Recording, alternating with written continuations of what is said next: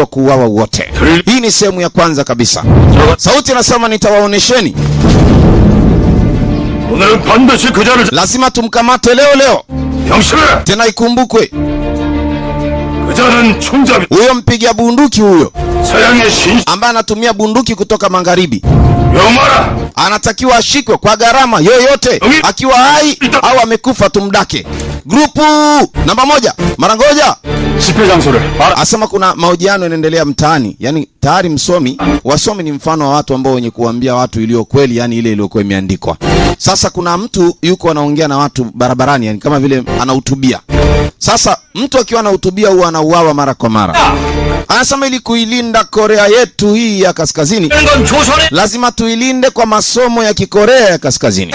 Tuwe na roho ya Kikorea. Bwana aliamini kabisa muuaji atakuwepo maeneo haya kwa sababu anawaua wasomi. Anatumia bunduki kutoka magharibi, manake Ulaya. Mambo haya.